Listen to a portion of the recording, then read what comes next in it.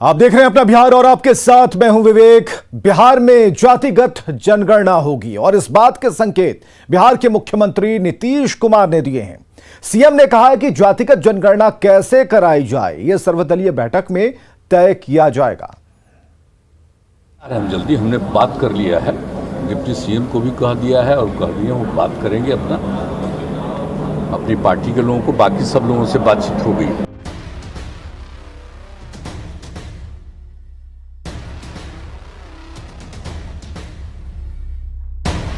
ये तय हो चुका है कि अब बिहार में जातिगत जनगणना होगी। इसके साफ साफ संकेत बिहार के मुख्यमंत्री नीतीश कुमार ने दे दिए। हालांकि जनगणना का स्वरूप कैसा होगा, किस ढंग से इसको कराया जाएगा, इस पर निर्णय सर्वदलीय बैठक के बाद लिया जाएगा, जो बैठक कभी भी हो सकती है। हम लोग जो करेंगे, एक ही बात आपको बता देते हैं, वो ऐसा करेंगे कि कोई मिस नहीं करेगा, बहुत ही ठीक ढंग से करवाएंगे। आप जानते ही ना हैं, बहुत लोग सब कास्ट ही खाली बोलेगा, कास्ट नहीं बोलेगा। तो सब कास्ट और कास्ट ये हर तरह से पूरे तौर पर देखना, ताकि ठीक ढंग से वो एक एक चीज के लिए हमने कहा भी है, लोगों को बात भी किया है। जातिगत जनगणना शायद बिहार में इकलौता ऐसा मुद्दा है जिस पर सत्ता पक्ष और विपक्ष दोनों की राय एक है। जातिगत जनगणना के लिए विधानसभा से पारित प्रस्ताव भी हुआ और माननीय मुख्यमंत्री जी ने यह कहा कि राज्य सरकार हर सामाजिक समूह की गणना कराएगी बेहतर से बेहतर तरीके से।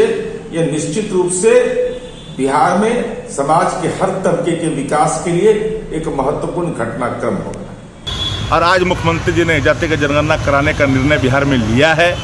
अब देखना है कि कब इसका प्रपत्र जारी होता है, पत्र जारी होता है और कब होता है, इसका मुझे इंतजार है। लेकिन मैं मानता हूं कि जातिगत जनगणना पर राष्ट्रीय जनता दल की जो पहल है वो बिहार के हित में है। अगर बिहार में सरकार अपने बलबूते पर या अपनी इच्छा से अगर जातिगत जनगणना कराती है तो कोई हर्ज नहीं है। जातिगत जनगणना का मुद्दा कोई नया नहीं है। समय समय पर जातिगत जनगणना कराने की मांग उठती रही है। खासकर बिहार की बात करें तो 2021 में जातिगत जनगणना की मांग बहुत जोर शोर से शुरू हुई। विपक्षी नेताओं ने सीएम से मुलाकात की तो सीएम नीतीश कुमार के नेतृत्व में बिहार का सर्वदलीय प्रतिनिधि मंडल प्रधानमंत्री से भी मिला। केंद्र सरकार के जातिगत जनगणना कराने से इनकार करने के बाद ये सुगबुगाहट शुरू हो गई थी कि बिहार सरकार अपने खर्चे पर जातिगत जनगणना कराए। जातिगत जनगणना की मांग करने वालों की दलील है, धर्म के आधार पर जनगणना तो जाति पर क्यों नहीं। राजनीतिक दलों के पास सभी जातीय जनगणना के आंकड़े नहीं हैं। सही आंकड़े सामने नहीं होने से योजना की प्लानिंग में दिक्कत होती है, कल्याणकारी योजनाओं को लागू करने में समस्या होती है। दलील ये भी है कि इसमें क्रीमी लेयर और नॉन क्रीमी लेयर के लोगों का भी पता चल सकेगा। न्यूज 18 के लिए पटना से आनंद अमृतराज और शैलेंद्र कुमार की रिपोर्ट। चलिए आगे बढ़ते खबरों में। देश में ओमिक्रॉन अपना दायरा बढ़ा रहा है और देश भर में अब तक 21 मामले सामने आ चुके हैं। तीसरी लहर की आशंका जताई जा रही है, लिहाजा बिहार पूरी तरह से तैयार है। मुख्यमंत्री नीतीश कुमार ने आज खुद कहा कि तीसरी लहर की आशंका को खारिज नहीं किया जा सकता, लिहाजा बिहार में बाहर से आने वाले लोगों पर नजर रखी जा रही है।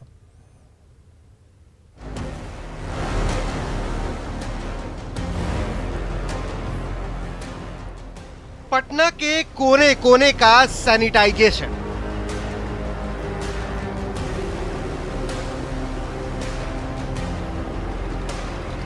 एयरपोर्ट से लेकर रेलवे स्टेशन तक की गहन जांच। बिहार के अस्पतालों में पुख्ता तैयारी। कोरोना का नया वेरिएंट भारत में लैंड कर चुका है।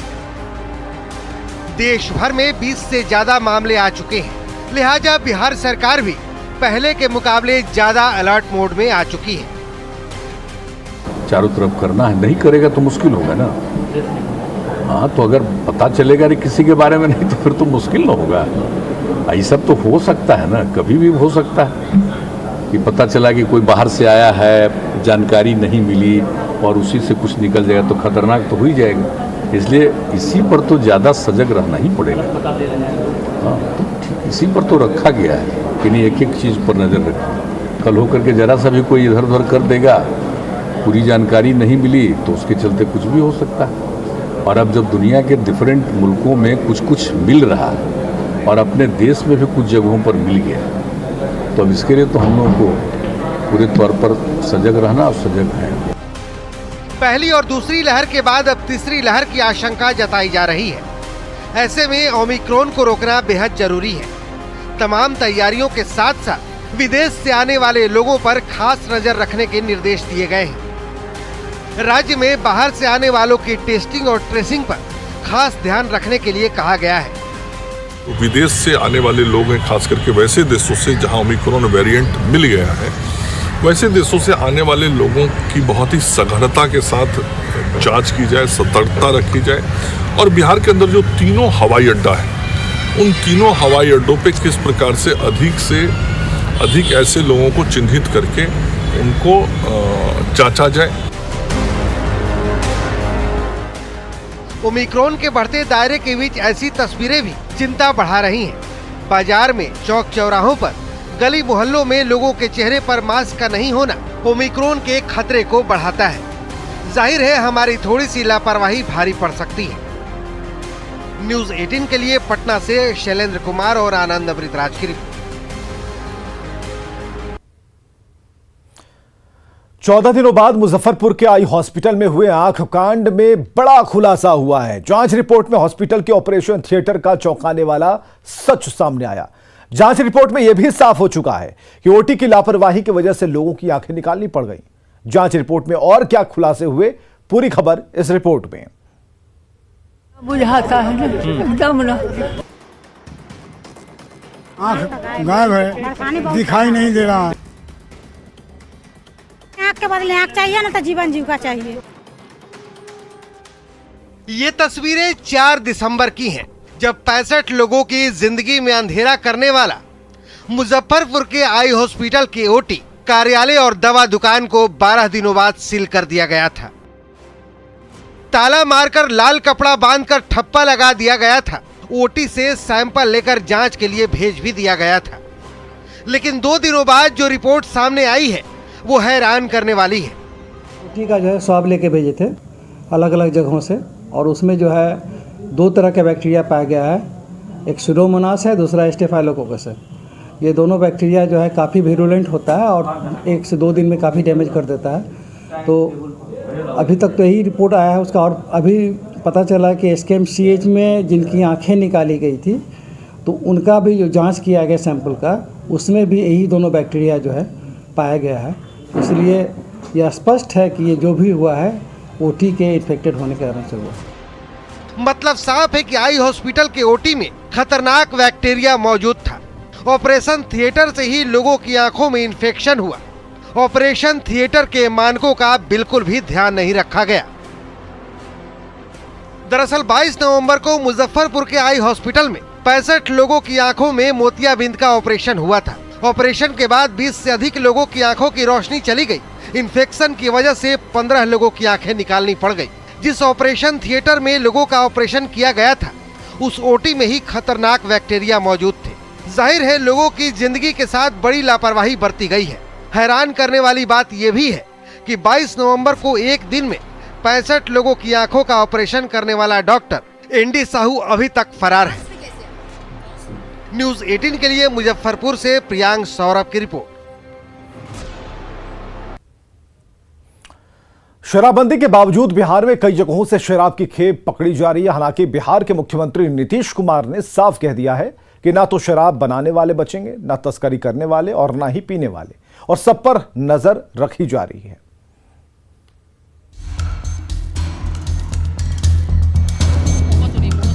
बिहार में शराबबंदी है।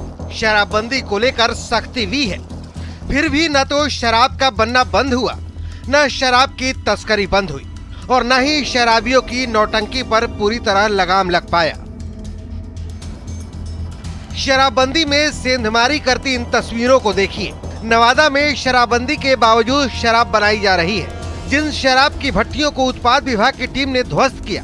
दूसरी तस्वीर सिवान की है, जहां शराब तस्कर अपने पेट के ऊपर शराब के टेट्रा पैक को बांधकर तस्करी कर रहे हैं, जिन्हें मैरवा थाने की पुलिस ने जांच के दौरान पकड़ा।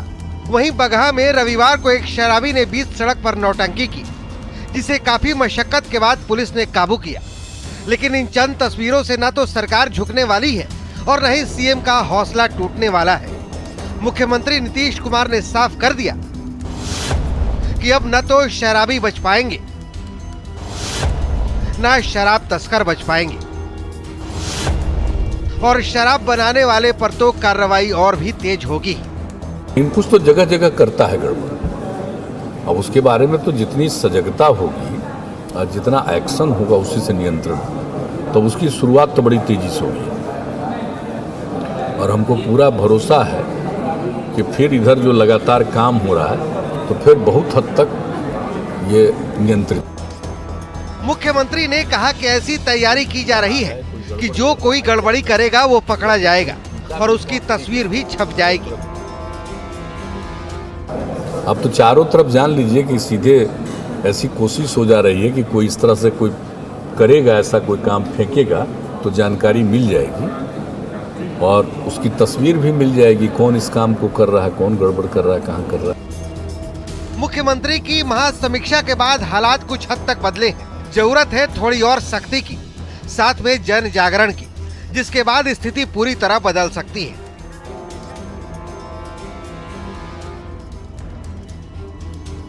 न्यूज 18 के लिए पटना से आनंद अमृतराज के साथ नवादा से अनिल शाह, सिवान से मृत्युंजय और बगहा से मुन्ना राज की रिपोर्ट। और बड़ी खबर आ रही है सासाराम से, जहां ग्रामीण बैंक से 11 लाख की लूट कर ली गई है। बड़ी खबर इस वक्त की हम आपको बता रहे हैं सासाराम से, ग्रामीण बैंक से 11 लाख की लूट। विक्रमगंज में दक्षिण बिहार ग्रामीण बैंक से लूट हुई है।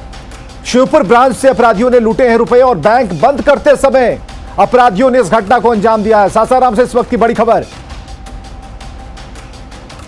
तो बैंक बंद करते समय लूट की वारदात को अंजाम दिया लुटेरों ने। इस वक्त की बड़ी खबर बता रहे हैं, 11 लाख रुपए लूटे गए ग्रामीण बैंक से। सासाराम से बड़ी खबर, विक्रमगंज में दक्षिण बिहार ग्रामीण बैंक से लूट हुई है, बड़ी रकम की लूट हुई है। शिवपुर ब्रांच से अपराधियों ने पैसे लूटे हैं। मुख्यमंत्री नीतीश कुमार ने जनता दरबार में लोगों की फरियाद सुनी। वैशाली की एक महिला की शिकायत पर सीएम ने सीधे डीजीपी को फोन लगा दिया। महिला ने कहा कि बेटी की हत्या के बाद भी पुलिस ने कार्रवाई नहीं की। सीएम ने डीजीपी से पूछा कि महिला की शिकायत पर कार्रवाई क्यों नहीं हुई। वैशाली की अब इनके लड़की की हत्या हुई है, ये कागज देख रही, बता रही, इसी साल हत्या हुई है, इसी 6/2/21 को अपहरण और 11/2 को हत्या कर दी। पास के पोखर में लाश बरामद, तो सूचना दी गई है और शायद अभी तक कोई गिरफ्तारी नहीं हुई है। कोई गिरफ्तारी नहीं, देखे नहीं, 10 महीना 9 महीना हो गया।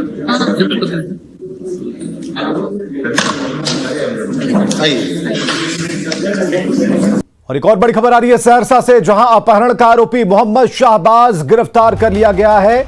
हिंदू नाबालिग लड़की का इसने अपहरण किया था, जिसे गिरफ्तार कर लिया गया। आरोपी का नाम है मोहम्मद शाहबाज। और इस वक्त की बड़ी खबर सहरसा से, जहां अपहरण का आरोपी गिरफ्तार किया गया है। पत्थरघट ओपी के धबौली गांव से अपहरण हुआ था। 30 नवंबर को अपहरण का मामला दर्ज कराया गया। मोहम्मद शाहबाज को आखिरकार गिरफ्तार कर लिया गया। खगड़िया के मानसी थाने के NH 31 स्थित बस स्टैंड से मानसी थाना पुलिस ने एक BSF जवान को शराब के साथ गिरफ्तार किया। BSF जवान के पास से एक ट्रॉली बैग से विदेशी शराब की 35 बोतलें जब्त की गई हैं। गिरफ्तार BSF का जवान सहरसा के सौर बाजार थाना इलाके का रहने वाला है। गिरफ्तार जवान पश्चिम बंगाल के पांजीपारा इलाके में तैनात है और छुट्टी में अपने घर लौट रहा था। एक BSF का जवान ये मुख्य तौर पे सौर बाजार सहरसा अंतर्गत रहने वाला है। इसके पास से पुलिस को 35 बोतल शराब, जो कि 750 ml वाली बोतलें हैं, ऐसी 35 बोतल जो है बरामद हुई है। और गुप्त सूचना के आधार पर ये कार्रवाई हुई थी। और जो है ये प्रथम दृष्टया जो है ऐसा बताया जा रहा है उस जवान द्वारा कि किसी शादी समारोह में इस शराब को वो ले जा रहा था अवैध तरीके से। मौका पे मानसी थाना पुलिस पहुंच करके उसको हिरासत में ले चुकी है। इधर बेतिया में जिला बाल कल्याण समिति ने पुलिस की मदद से 9 नाबालिग लड़कियों को ऑर्केस्ट्रा से मुक्त कराया है। बाल कल्याण समिति ने उस वक्त धावा बोला जब लड़कियों से ऑर्केस्ट्रा में काम कराया जा रहा था और इसके बाद पुलिस के साथ मिलकर छापेमारी की गई। सभी लड़कियों को मुक्त कराया गया और मुक्त कराई गई सभी लड़कियां पश्चिम बंगाल की रहने वाली हैं, जिनके परिवार वालों को सूचना दे दी गई है। ऑर्केस्ट्रा की आड़ में सभी बच्चियों से देह व्यापार कराने का आरोप है। 9 बच्चियों के साथ एक लड़के को भी मुक्त कराया गया है। पुलिस ने ऑर्केस्ट्रा के संचालक रामबाबू सिंह और पूजा दास को गिरफ्तार किया है। दोनों मानव व्यापार के सरगना हैं, जो पश्चिम बंगाल से बच्चियों को काम दिलाने का झांसा देकर ऑर्केस्ट्रा में लाते थे। राष्ट्रीय बाल अधिकार संरक्षण आयोग के राष्ट्रीय अध्यक्ष आदरणीय प्रियंका कानूनगो सर के दिशा निर्देश पर मुक्ति फाउंडेशन और रेस्क्यू फाउंडेशन के देखरेख में और बाल कल्याण समिति के चेयरपर्सन के नेतृत्व में श्रीनगर थाना क्षेत्र अंतर्गत बच्चियों का रेस्क्यू किया गया। इन बच्चियों से ऑर्केस्ट्रा में काम लिया जा रहा था, साथ साथ इन्हें देह व्यापार में भी लगाया गया था। मधुबनी से सटे नेपाल के जनकपुर धाम में इन दिनों 7 दिवसीय विवाह पंचमी महोत्सव का आयोजन किया गया है। श्री राम जानकी विवाह महोत्सव को देखने के लिए भारी संख्या में श्रद्धालु जनकपुर पहुंच रहे हैं। 7 दिवसीय विवाह पंचमी महोत्सव के चौथे दिन सोमवार को राम जानकी मंदिर परिसर में भगवान राम के तिलकोत्सव कार्यक्रम का नजारा काफी भव्य था। भगवान के तिलकोत्सव में शामिल होने के लिए भारी संख्या में महिला श्रद्धालु मंदिर परिसर में पहुंची और इस दौरान बैंड बाजे की धुन पर लोग नाचते गाते नजर आए। और इससे पहले रविवार को विवाह महोत्सव के तीसरे दिन जानकी मंदिर परिसर में जयपुर से आए रामलीला के कलाकारों ने धनुष यज्ञ कार्यक्रम की शानदार प्रस्तुति देकर लोगों का मन मोहा।